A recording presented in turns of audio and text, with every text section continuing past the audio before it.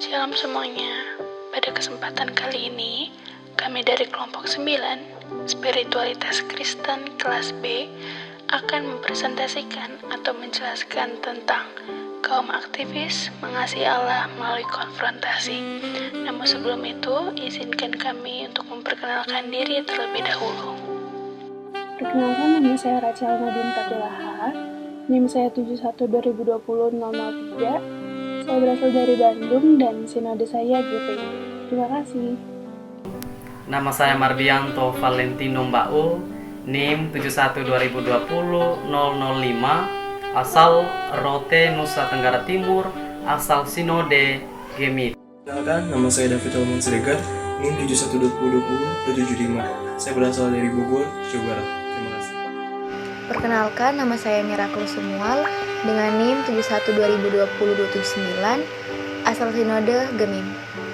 Perkenalkan, nama saya Valentine Padoki dengan NIM 71-2020-314, asal Sinode Gereja Kristen Sumba. Perkenalkan, nama saya Ananda Michael Yudas Murangkir dengan NIM 71-2020-315, asal saya dari Kota Pinang, Labuan Batu Selatan, Sumatera Utara. Perkenalkan, nama saya Fernando Wibowo dengan NIM 71-2020-004, asal dari Manado. Perkenalkan, nama saya Martin Fernando Jiwa, NIM 71-2020-702, asal dari Sumba. Kita akan masuk ke dalam materi pembahasan. Kaum aktivis mengasihi Allah melalui konfrontasi. Sebagai seorang mahasiswa, pasti kita tidak asing lagi mendengar kata aktivis. Kita lihat dalam Kamus Besar Bahasa Indonesia, aktivis adalah orang yang bekerja aktif mendorong pelaksanaan sesuatu atau berbagai kegiatan dalam organisasinya, atau seseorang yang menggerakkan, seperti demonstrasi dan sebagainya. Sedangkan konfrontasi dalam Kamus Besar Bahasa Indonesia adalah perihal berhadapan-hadapan langsung, permusuhan, pertentangan, atau cara menentang musuh atau kesulitan dengan berhadapan langsung dan terang-terangan. Kaum aktivis turut berperan aktif dalam isu sosial, lingkungan hidup, dan politik. Namun dalam konsep spiritualitas Kristen, mereka melayani Allah dengan memperjuangkan isu sosial dan terlibat dalam perlawanan atas ketidakadilan. Kaum aktivis dalam Alkitab. Ada 3 kaum aktivis yang terdapat di dalam Alkitab. Yang pertama adalah Musa, di mana Musa memulai karirnya sebagai aktivis ketika ia membunuh orang Mesir untuk membela sesama orang Israel. Dengan itu terjadilah sebuah konfrontasi klasik antara Musa dan Firaun. Allah berulang kali mengutus Musa untuk membebaskan bangsa Israel dari tanah Mesir. Tetapi Firaun memperberat beban Musa untuk membebaskan bangsa Israel dari tanah Mesir. Tetapi dengan ketabahannya, akhirnya Musa dapat membebaskan bangsa Israel dari tanah Mesir. Yang kedua adalah Elia dan Elisa. Elia dan Elisa adalah seorang aktivis yang memiliki kesungguhan serta kedewasaan dalam menghadapi permasalahan.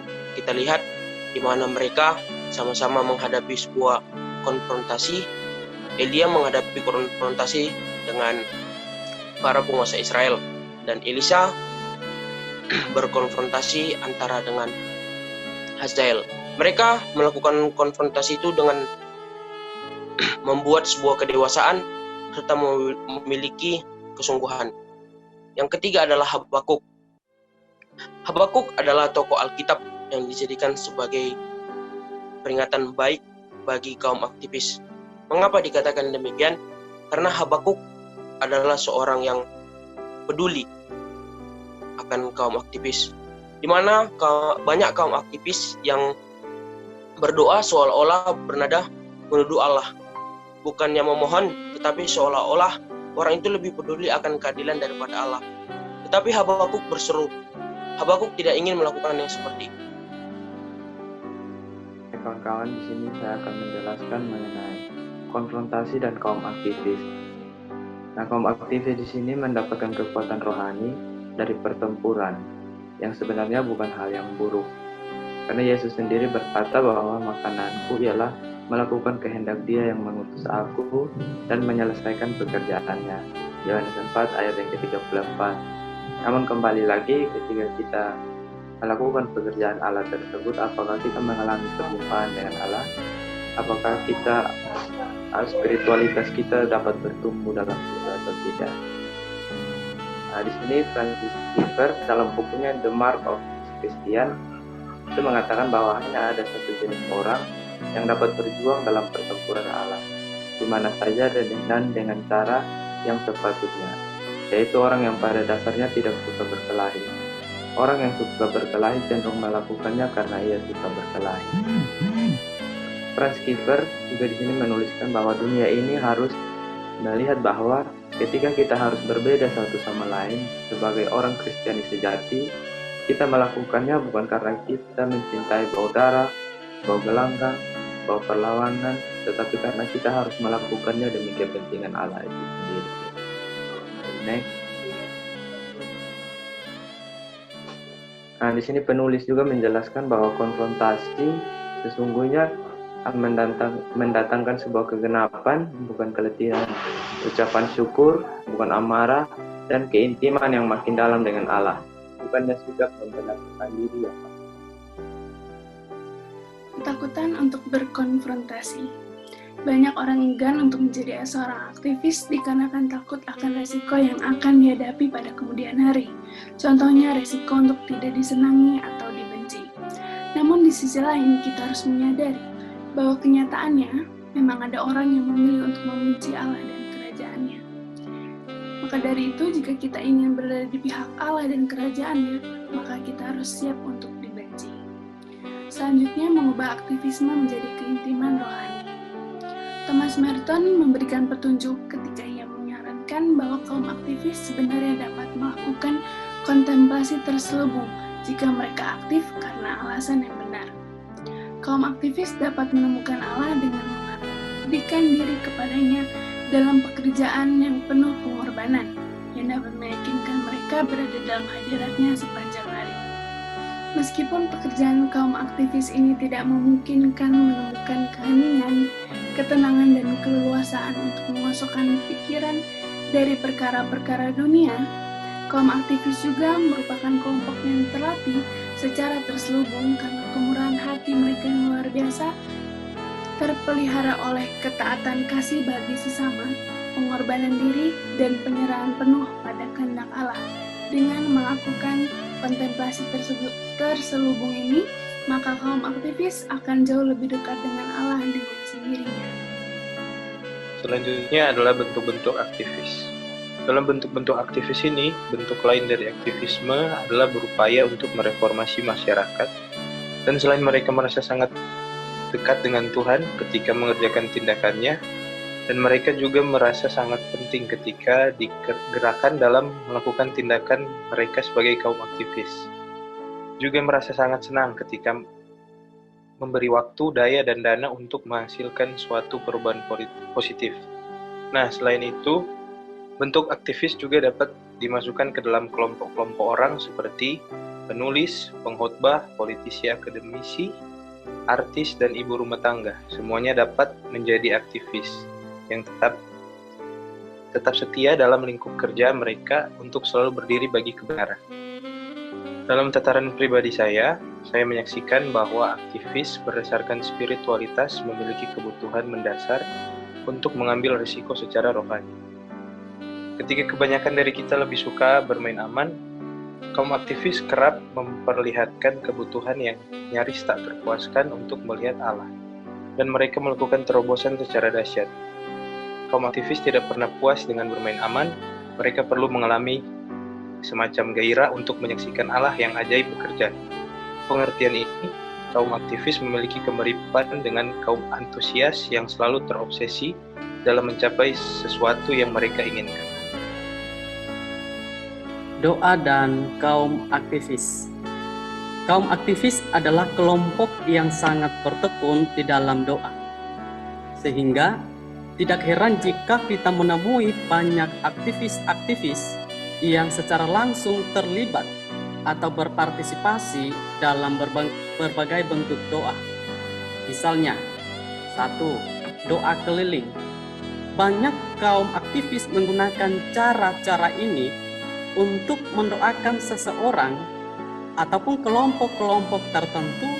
Misalnya, seorang penginjil yang hendak mengelilingi sebuah kota atau daerah untuk mendoakan orang-orang atau kelompok-kelompok yang dikunjungi.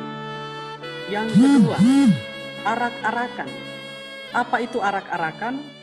Arak-arakan ini menjadi kebiasaan yang terjadi sekitar tahun 1550 sampai tahun 1750 pada masa Barok sampai dengan A.L. Mayer, yang dimana menyebut masa Barok ini sebagai zaman arak-arakan, dan kembali dilakukan bahkan populer pada tahun 1990-an yang dirayakan oleh sekelompok orang Kristiani secara diam-diam melalui arak-arakan komunitas, di mana perayaan ini dianggap sebagai ketuhanan terhadap Yesus.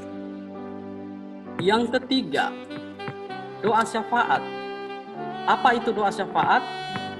Doa syafaat menurut Karl Barth mendorong orang Kristiani untuk berdoa dengan Alkitab di satu tangan dan juga surat kabar di tangan lainnya. Karena doa syafaat dianggap sebagai suatu bentuk aksme Kristiani dan bukan sekedar suatu tujuan politik. Teman-teman tidak akan melihat tantangan dari kaum aktivis yang perlu diwaspadai. Pertama, ada bersikap menghakimi. Dari sini kita tahu bahwa menghakimi itu adalah bertentangan dengan firman Tuhan. Ketika kaum aktivis merasa diri mereka telah suci dan kudus, mereka cenderung membenci dosa dan mulai tidak mau bertoleransi lagi dengan orang yang berdosa. Kedua, ambisi dan seks.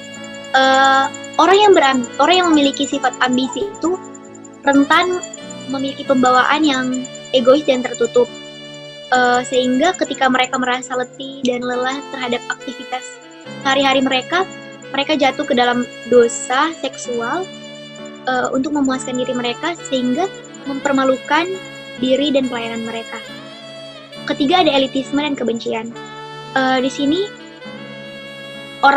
kaum aktivis merasa bahwa mereka itu memiliki tugas dan tanggung jawab yang lebih besar dari orang lain, sehingga cenderung mereka berpikir bahwa orang lain itu tidak patut diapresiasi dan tidak patut merasakan kemenangan atau keberhasilan yang mereka lakukan, sehingga jatuhnya mereka tidak menghargai tugas dan karunia dari orang lain. Nah, yang keempat itu keasyikan dengan aktivitas dan statistik. Di sini itu kaum aktivis bisa saja hanya berfokus terhadap aktivitas mereka sehari-hari, sehingga melupakan tanggung jawab dan tugas yang seharusnya mereka lakukan.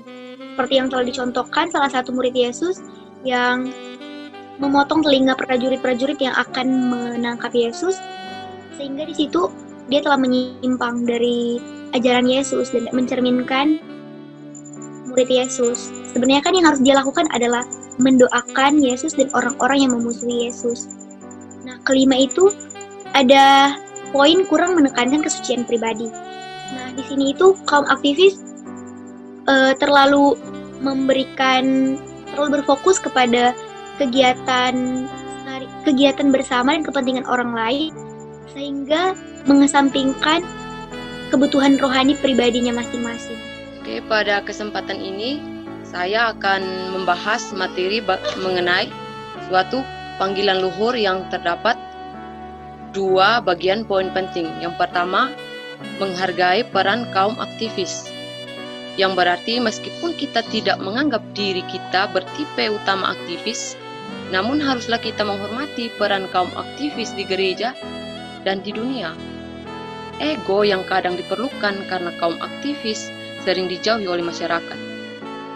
Ada tantangan untuk menjadi sombong pada tahap itu, tetapi kita sering diingatkan bahwa Allah kita bekerja untuk memakai orang-orang yang tidak sempurna dan bahkan mengubah cacat karakter menjadi alat yang berguna dan sesuatu kekuatan. Bagian yang kedua yaitu berusaha membuat kaum aktivis untuk dekat dengan Allah. Yang berarti kita harus mendorong kaum aktivis untuk makin mengasihi Allah karena Allah bisa jadi satu-satunya sahabat kaum aktivis. Menjadi seorang kaum aktivis itu suatu panggilan yang luhur, tetapi hal itu perlu dilakukannya dengan benar. Menyebut aktivisme sebagai jalan kudus semestinya menolong. Kita aktif karena itu cara terbaik bagi kita untuk mengungkapkan kasih kita kepada Allah. Jika kita dipelengkapi dengan sikap tersebut, maka pelayanan yang berhasil akan segera terbangun. Terima kasih. Kesimpulan kaum aktivis dalam konsep spiritualitas Kristen adalah melayani Allah dengan memperjuangkan isu sosial dan terlibat dalam perlawanan atas ketidakadilan kaum aktivis. Kaum aktivis sangat tekun dalam doa. Pertama, dalam berbagai bentuk doa seperti doa keliling, arak-arakan, dan doa syafaat. Banyak tantangan bagi kaum aktivis. Yang pertama adalah kaum aktivis bersikap menghakimi. Yang kedua, ambisi dan seks khususnya kepada pria. Yang ketiga, kaum aktivis memiliki sifat elitisme dan kebencian. Dan yang keempat, yaitu keasikan dengan aktivitas dan statistik. Dalam tantangan itu, kita harus menghormati peran kaum aktivis di gereja dan di dunia. Kita harus mendorong kaum aktivis untuk makin mengasihi Allah. Menjadi seorang aktivis itu suatu panggilan yang luhur. Tetapi hal itu perlu dilakukan dengan motivasi yang benar. Kita harus aktif untuk mengungkapkan kasih kita secara Allah. Sekian presentasi dari kelompok kami. Mohon maaf bila ada kesalahan atau kekurangan dalam penyampaian materi. Kiranya materi yang kami berikan dapat menjadi pelajaran bagi kita semua. Terima kasih, Tuhan Yesus memberkati.